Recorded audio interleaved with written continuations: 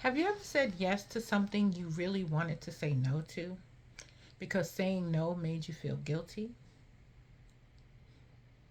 Maybe you were already exhausted, but someone asked you for a favor and you said yes anyway. Maybe you didn't have the time, but you rearranged your entire schedule because you didn't want to disappoint them. Or maybe you actually said no and then spent the rest of the day wondering, are they mad at me? Do they think I'm selfish? Should I have just said yes? So, why can saying no feel so wrong even when you know it's the right thing to do for you? Hello, everyone. I'm Clarissa Law, your trauma informed counselor and confidence coach. Welcome back. Here on this channel, we talk about healing, breaking generational patterns, and rediscovering who you were always created to be. We have a good topic today. Today, we're talking about something many women, including myself, have struggled with or continue to struggle with, and that is the guilt that comes from saying no. Guilt doesn't always mean you did something wrong. Sometimes guilt means you've done something different. If you spent years being available, helping everyone, keeping people happy, or avoiding disappointment, setting a boundary can feel wrong simply because it's unfamiliar. Your emotions may be telling you this is wrong, when what you're actually experiencing is this is new. And we all know when we do something new, there's a level of unfamiliarity, some discomfort. So saying no can feel uncomfortable. So, what are you afraid will happen if you said no? Are you afraid they'll be angry? Are you afraid that they'll think you're selfish? Are you afraid that they'll reject you? Are you afraid they'll think you've changed? Sometimes we're not actually afraid of no, of saying no. We're afraid of how someone might respond to our no. I can definitely relate to the guilt that is felt when we say no.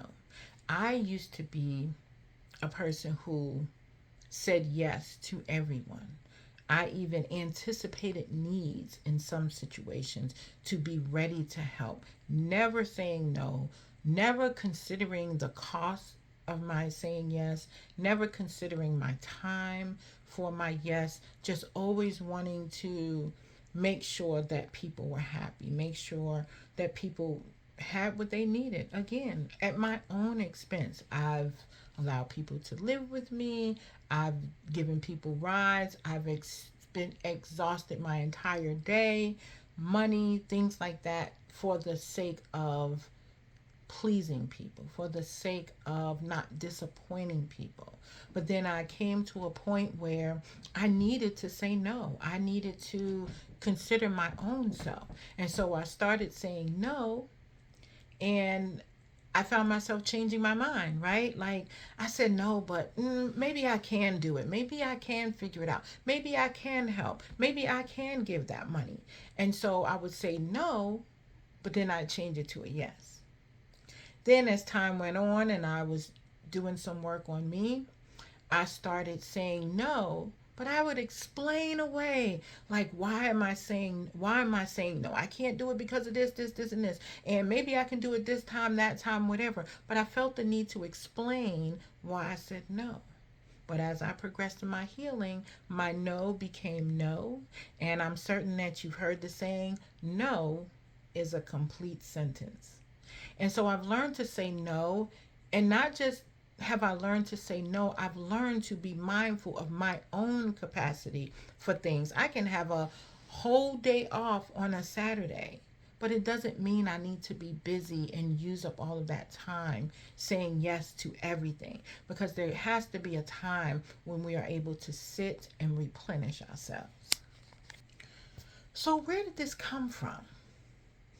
So instead of judging yourself for struggling to say no, ask, where did this come from? When did I learn that being a good person meant always being available? When did I begin believing that other people's needs were more important than mine?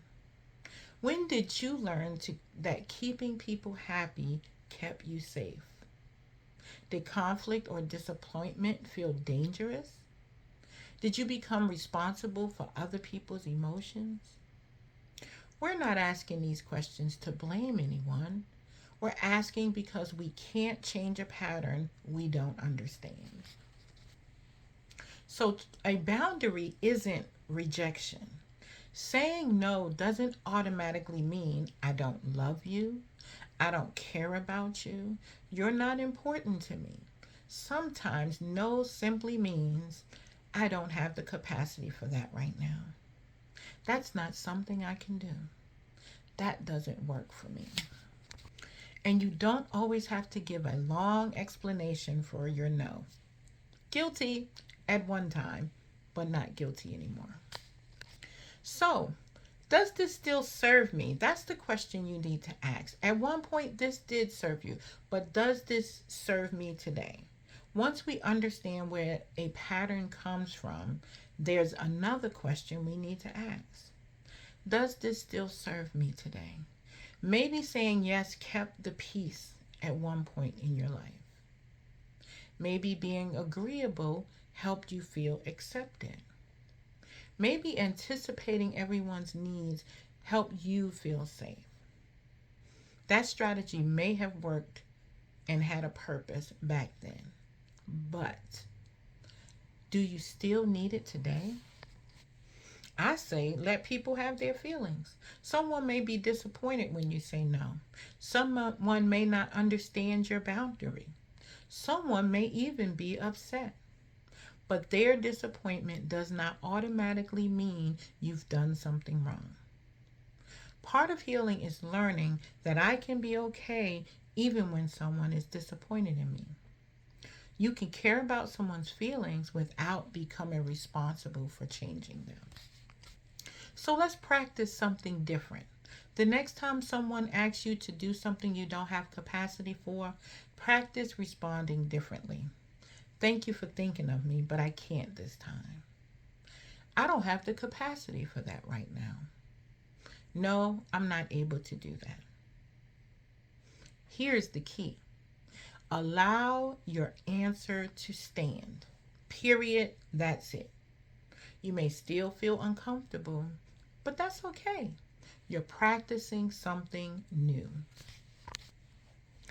The next time you feel guilty for saying no, don't immediately assume the guilt means you've done something wrong. Get curious. Ask yourself, where did this come from? What am I afraid will happen if I disappoint this person? And then ask, does this still serve me today? You can still be loving without saying yes to everything. You can still be generous and still have boundaries. You can disappoint someone and still be a good person. If this conversation resonated with you, I'd love to hear from you in the comments. What makes saying no difficult for you? And if you're ready to go deeper into your healing journey, I invite you to download my free guide, You Were Always Her. 5 Truths Life Buried, but God Never Took Away. And I want you to remember, you are not broken. You adapted. And healing isn't about becoming someone new. It's about rediscovering who you've been all along. You've always been this whole person. But life happened and you had to adapt. I'll see you in the next video. Take care.